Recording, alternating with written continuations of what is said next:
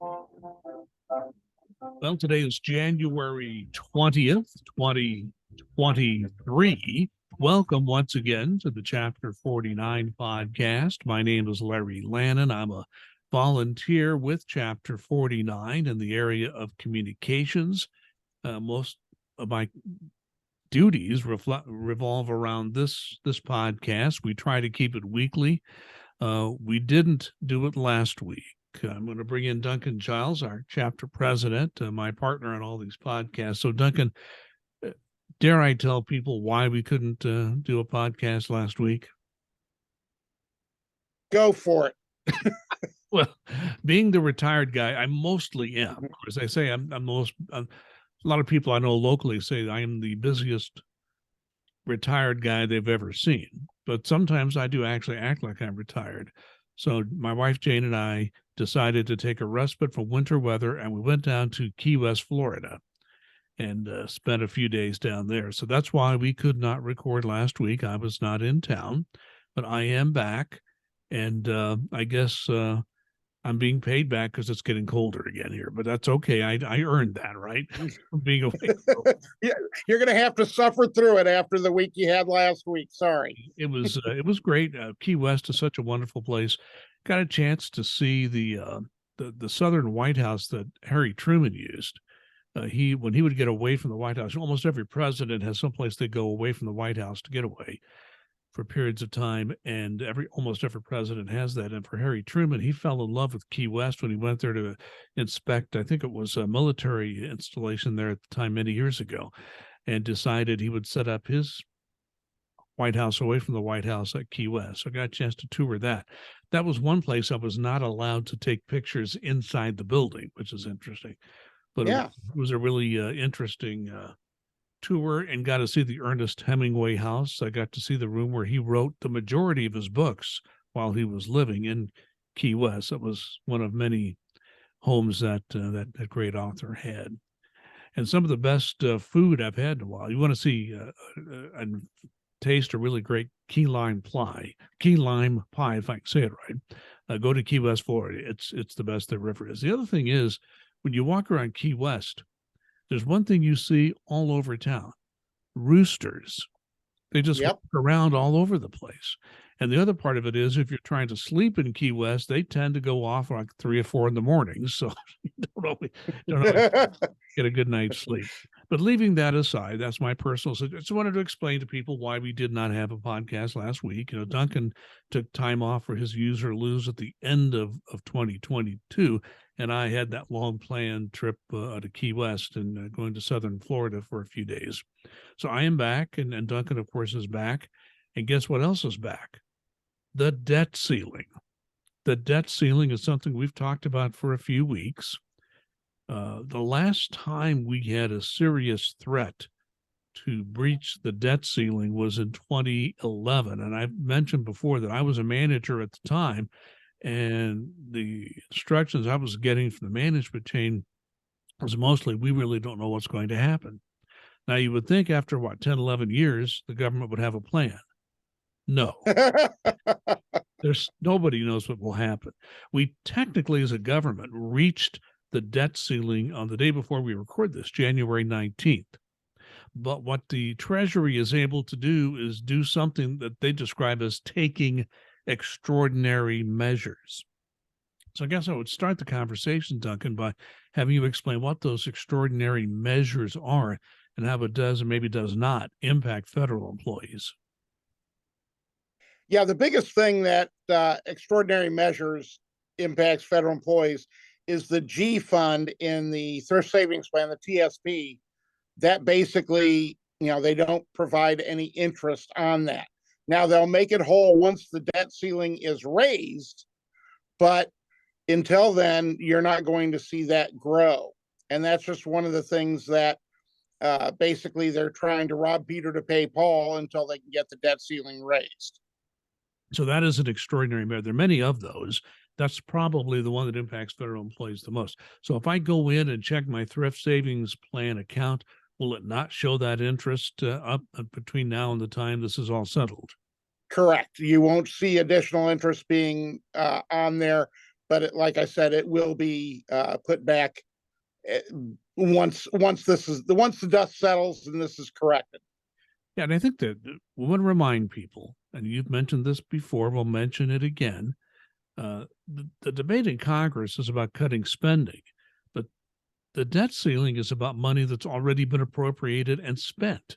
This is just it's like you buy a mortgage to move into your house, and you have your house, you've really made that commitment, and it's like you stop paying your mortgage payments. That's probably the best example you can give that might relate to anybody as to what the government is saying here. We're just, without a debt ceiling raised, the government's saying we have no authority to pay the bills that we've already incurred. Yeah, exactly. And how I explained it this morning to my awesome lady Kim was, let's say that you've got a credit card and you say, okay, we need our credit card's getting too high. We need to have a discussion on what we're going to spend going forward. But until then, we're not going to pay the credit card interest anymore. That you can't do that. And I'd like to lay some facts and figures out. You hear, oh, wait, this reckless spending that's been going on. Okay, the Biden administration, the current administration right now, amounts to 2% of the debt ceiling. So basically, the other 98% was done before then.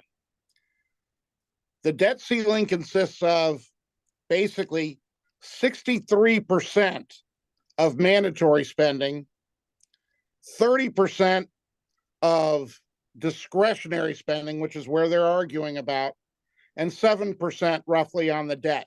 And out of the 30% discretionary spending, 14% of that is on the military. So 16% is basically what we're talking about here. So we're just talking about federal government employees like us, the basic agencies, funding the agencies, things of that nature. And it just gets to be to me, a ridiculous exercise. It's truly a ridiculous exercise. This is money that's already been appropriated, already been laid out, and you need to pay the interest on this. Otherwise, there are going to be some things that are going to be happening. As you mentioned, 2011, even the threat of a default lowered our credit rating, rattled the stock markets, hurt the economy. If they defaulted on this, it could send the economy easily into a recession, hurt our standings in the global world, in the global markets, and raise interest rates, a whole host of things that would just be extremely unpleasant. So, I understand the discussion about wanting to see where spending goes. I get that. No problem at all. But you don't play Russian roulette with 6 loaded bullets in the gun with the debt ceiling, to me. Yeah, and what we have to keep in mind here is that every economist that has any credential at all, conservative, moderate, or liberal, it doesn't make any difference. They all say the same thing. This would be catastrophic for the economy. So that's the message we're giving people. It appears these extraordinary measures will put this off until June. Of course, Congress can't do anything unless there's a drop dead deadline facing them, right? And it looks like it's going to be June, although that's not a solid projection. It could be earlier or a little later than that. But we think it's June at this time. So we just hope that, how should I put it? The people with sane outlooks will prevail in the end. This is something you do not have to go through. Right. We don't want to get into a situation where federal employees are, having to be sent to work and being told they'll get paid later, or worse yet, being furloughed for a time period until this gets settled. This is something that needs to get taken care of now. So it's not just federal employees, although we're a big part of it. It really impacts so many different parts of the economy. Exactly. I'm just speaking for our audience. Yeah, we'll speak to what impacts all of us. And as a retiree, Duncan, there's no guarantee my pension's going to be paid. I've got money in the That is correct. I got money in the G fund, so and I got money in the stock market too. Not a large amount, but I've got enough that I should be concerned about, what the bond market and the stock market as a retiree, even what normally been called safe investments may not be safe if this whole thing blows up. So debt ceiling is no small thing. It impacts a lot of the economy, but it has a particular impact possibly on federal employees and retirees. So just wanted to make sure everybody had an update on that. Something else that's happening, Duncan, NTEU does its very best to inform the members of the union, but NTEU is starting up something new with some webinars. And a webinar, if you don't know what that is just sort of a training class on the internet. There's a series of webinars coming up on discrimination in the workplace. Tell us more about that. Yeah, there's going to be one coming up in a few days here in January and another one in February.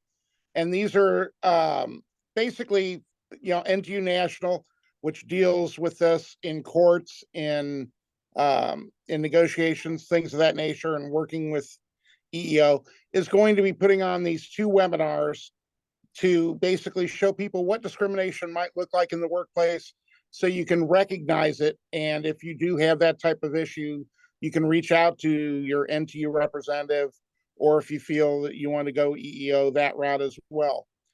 These are these 2 webinars are going to be something you're going to have to take on your own time and on your own equipment. The IRS is not giving you any time, and the firewall will prevent it from that. But this is just some good information. If you're ever concerned about, am I being discriminated against, or is there workplace harassment, or, hostile work environment, things of that nature, this is what these types of webinars are going to be talking about. And they're going to be led by people who are very knowledgeable in the field. So it's good information for folks, to educate themselves if they have those types of questions. So, Duncan, just speaking to our chapter here in Indiana, how often do you see an issue such as discrimination in the workplace rear its ugly head here? It's much, much, much less prevalent than it used to be, say, 15 years ago, I would say. Occasionally, it does appear that it happens, that somebody is targeted due to a specific reason. But you have to get behind that. And as I've told people, and this has happened a couple of times, no, your manager is not targeting you. They're just bad to everyone. That happens. Or, they're not targeting you. You're just not doing what you need to be doing. That happens as well. So we're not seeing a whole lot of that here, but that's not, from what I hear, the same across the country, and results vary. Management up and down the chain, they're human beings. You're going to have some great managers. You're going to have a lot of good managers. You're going to have a lot that are, just there, and you're going to have some that are bad. And those bad ones give a bad taste to everyone in the organization. And we want to make sure that employees are not being harmed by actions of others that specifically go against things like the United States Code. So it's good to know this. You can always talk to a chapter official if you have an issue, but knowing what it is when you see it, knowing when it's time to bring in a union official, that's a good thing to know. So once again, these webinars are how does one find out more about these webinars, when there will be, and how to sign up? NTU has sent out something to all its members via email on this. But if you have a question, about when it is or whether it might benefit you, something of that nature, absolutely contact, if you're a member of Chapter 49, feel free to contact me about more information, or contact your local chapter leader. They'll be more than happy to let you know what's going on, and when the 2 of them are. Like I say, one of them's just coming up in a few days, and then you've got the other one in February. And will NTU National do more of that? I don't know, but I think it's a good idea, and I think they very well could on different subjects. Okay, very good. Thanks. Thanks for the update on that. Everybody gets a heads up. Check your email if it's something of interest to you. I have a couple of things I want to say about the Inflation Reduction Act. That was passed some time ago. And what it did is provide over 8 years, $80 billion of extra money for the Internal Revenue Service. And so then the question was, how's the IRS going to spend that money? Well, first, before I get into that, we'll once again mention something we've mentioned on previous podcasts. There's been a lot of noise in Congress and votes in the House. I'm not sure if they've even had one, but they talked about it, to rescind that $80 billion for IRS funding in the Inflation Reduction Act. And just remember, we have a system of democracy in this country where if you want to enact something, it has to be passed in both houses of Congress and signed by the president, unless there's an override of a veto, which takes a lot of votes in the Congress to do that. Well, the House, even if the House votes, and then we're not sure they would, to rescind that $80 billion for IRS over 8 years, the Senate would have to go along, the president would have to sign off on it. And so far, the Senate, a majority of the Senate, and the president have both said they don't want to do this. So even if the House votes for it, that doesn't mean that money's going to be taken away. I think we're going to just repeat that. We've said that before, and with all the political rhetoric going around, just understand that the House is welcome to vote on it, even pass it, doesn't mean it'll become law.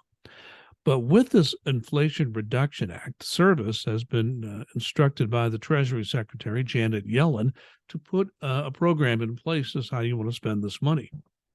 Well, IRS has now established a new office, Inflation Reduction Act Transformation and Implementation Program Office.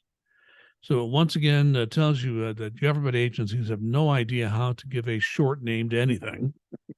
But that is the name of the office established at the IRS. What it's supposed to do is see how this money is going to be spent.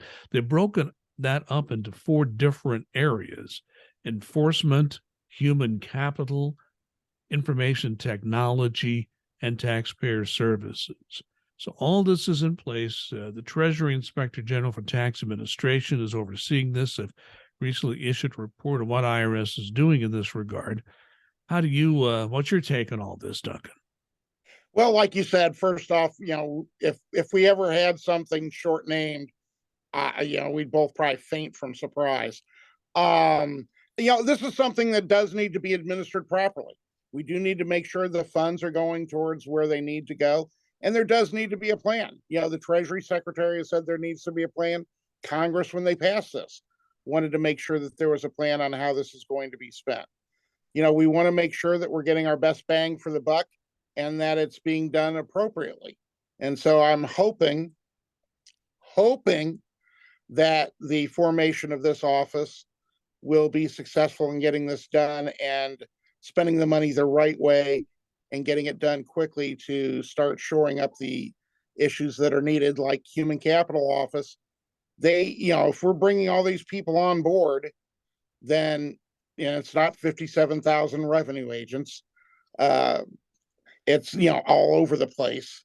We need to have people in the human capital office that can help facilitate this. We need to have our IT strengthened, better systems, more modern systems, things of that nature.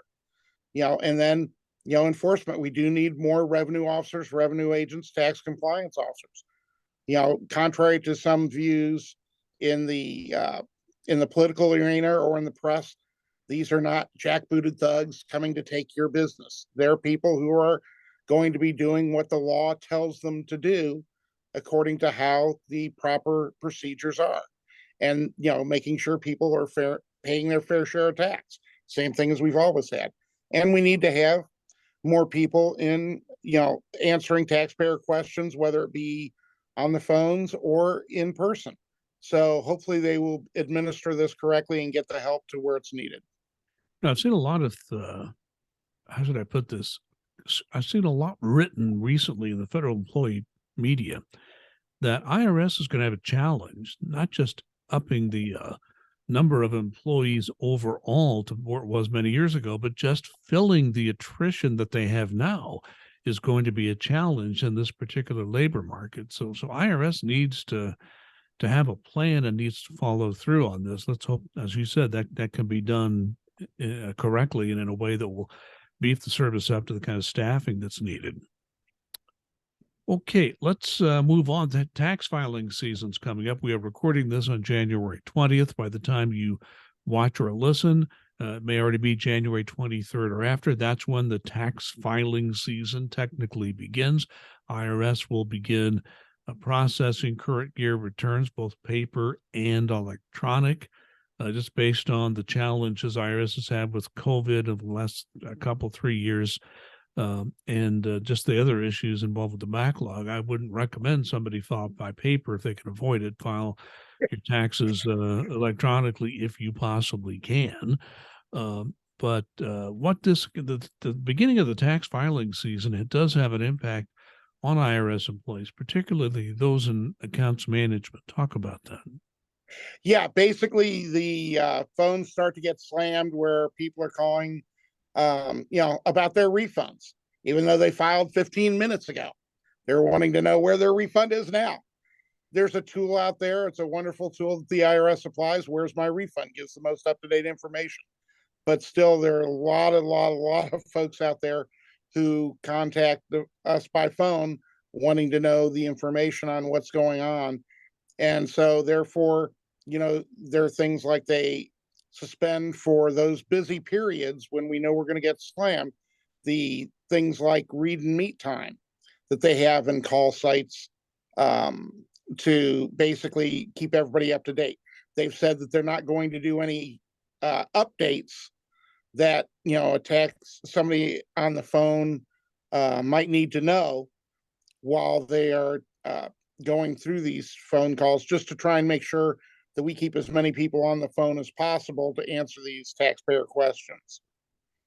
Yeah, and I think that having worked in toll free, and you did as well, that's a double-edged sword because even though you're busy and the service doesn't want the phone people taken off the phone to get these updates, there are always a slew of updates at the time of the tax filing season.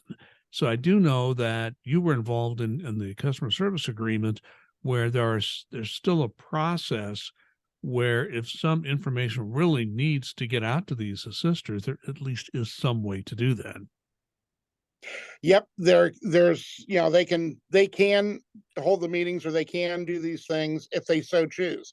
Now, on the flip side, if you're going to get dinged for something, and this is good for anybody from council on down to service center, if you have not been trained on it or received the information on it, that is absolutely an affirmative defense. If you're getting dinged for something, if you're getting written up saying you didn't do this on a EQ report or things of that nature. Well, you didn't do this properly. Well, I was never told about it. I was never done. Well, if that happens during these times of periods where they're not having meetings or they didn't inform you, they absolutely have to take that back because that can't be used against you in an evaluation. So there are protections in there for this type of thing. Right. And that's a very good point you make, that you can't be held responsible if the IRS cancels your meetings and takes away the time to read the updates. You cannot be held responsible for that. So that makes perfect sense. One thing I do want to mention here, Duncan, as one of our last items here is that NTEU did something very important here in the last few days. You and I have talked about this paper inventory backlog that's been around for a while, and it's a situation where employees were taken away from their regular job, often not their choice, to work this paper backlog.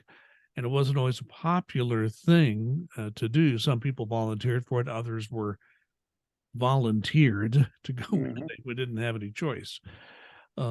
What has happened is NTEU said, IRS employees, that backlog has largely been worked. And, what we need to do as a union to say thank you for this terrific work you've done. Got to give the management some credit because they were able to manage it in such a way where the employees had the opportunity to get the work done. But the employees did the work. They were the people on the ground level working these cases, getting them done, closing them out correctly. So IRS employees, many of them in Indianapolis who were volunteered to go into this program, hopefully can go back to their regular jobs soon if they haven't already. And thanks for a great job well done. You should be proud of what you've done. Yeah, and that just shows the type of leadership that NTU has at the national level with President Tony Reardon, Vice President Doreen Greenwald. This comes from the heart from them. They're very much believers in employees, and they want to show their appreciation. They're very thankful that employees have handled this, for many of them, very difficult situation, and being thrown into something that they wanted no part of, but the service was basically desperate. And again, as we talked about previously, it would have been much, much, much easier if IRS had come to us well before they needed the surge and said, hey, look, we're seeing an issue here, we want to talk about it, figure out the best way to do it. But instead it was one of those emergency type situations. We're going to be throwing these people in here, and they've done a wonderful job. And I want to pass along my appreciation to everyone as well that is helped either directly or indirectly clear a lot of this backlog out from the pandemic to make sure that we're getting back to an even keel, because that's what we're all here for, is to basically help the American taxpayers. Right down to it, it's a job, it's a career, whatever you want to call it, but that's our mission, is we want to help America's taxpayers. And by these folks doing this, they have, and other people who supported them in covered for them, or that sort of thing, to basically assist in this. It was a thankless job to do, but we want to make sure that they know they are thanked and appreciated. And I was very happy to see that come from National NTEU. Yeah, Duncan, I know you and I share that view of the National Union, and I think we need to step back, take a deep breath, and just appreciate the scope and the size and the accomplishment of this work, that massive backlog, and the hard work that was put in by so many IRS employees to get that done. So we thank you, and the National Union thanks you. And Duncan Giles, it is time for your final comment. Yeah, mine is going to be fairly quick. This past Monday, we celebrated Martin Luther King Day. And, just it's a continuous fight for equality for everyone. And, one of the things that I taught my daughter, and I know that she, took it to heart, and it's like, and she still uses it today, is your race, your creed, your color, your sexual orientation, your sex, none of that should matter. Are you a good person or not? And deep down, that's one of the things that the Reverend King was all about. He wanted equality. He wanted everybody to be looked at as the person you are and not other factors. And so I have a great deal of admiration for the work that he did. And I'm just glad that we have a holiday to remember it, and just want to keep that in people's minds all year round. And it's heartening to see how many people, federal employees included, took that day off and volunteered, did something important in their own community. I mean, that is the spirit of Dr. King. And even where I live in Fishers, Indiana, there were people who went out and did a food drive. Some of the food pantries are starting to get low, especially after the holidays. Went out and I don't know how many thousands of pounds of food were collected, but somebody had to organize that, and somebody had to volunteer to get it done, as well as people willing to give. And that's just one small example. And I know so many people work at the federal government took that day off and did something. They call it a day off, but a day on to do something important. And so many people did that. And gosh, that's so true, Duncan. Thanks for mentioning that. My final comment goes back to a date 61 years ago. Yes, I'm old enough to remember it, although I don't remember it well. I was very old. My father remembered it very well. My father went to work in the Federal Civil Service, I think it was around 1950. And something important, he always would talk about this, happened on January 17th of 1962. President John F. Kennedy signed an executive order number 10988. It granted federal employees the right to collectively bargain for the very first time, which was a huge step forward for people working in the federal sector. But that laid the groundwork for an even more important statute that was passed, the Civil Service Reform Act of 1978, which does pretty much lay the groundwork for labor relations in the federal sector. But I think if you want to really look at the beginning of unions and how they have been able to impact the workplace and help people in the federal government, that began, I think, really on January 17th of 1962, a little more than 61 years ago. And I want to emphasize one other thing, Duncan. You mentioned this earlier. I know NTEU, being involved in this union for a very long time, being a member from the time I started with the government in 1983. Yes, we obviously worry about our members and the people in our bargaining unit. But NT has also been very focused on making sure that we serve the public and making sure that we do our work and make sure that these revenue agents have the tools they need to get the work done. The revenue officers have the tools they need to do the collection work and do it the right way. So I have to give NTEU credit. It's not only looking out for the people working, and that is certainly the number one issue, but they never ever wanted to do anything that would have a negative impact on the public to the extent possible. I have to give NTEU a great deal of credit for that. Duncan, thank you very much. Always a pleasure to see you. And if things go well, we will be back next week with another chapter of the Chapter 49 podcast, or an episode, if you will. Once again, I just want to emphasize that Duncan and I do this podcast almost every week because you are watching and you are listening. I look at the numbers every week, and you are out there. You're all over the country. A lot of people in Indiana, but people throughout the nation feel they get something out of this podcast. So Duncan and I are willing to devote our time and effort to do this because you're out there and you think what we are presenting is of some importance. So once again, thank you very much for watching and listening. And please be safe and be kind.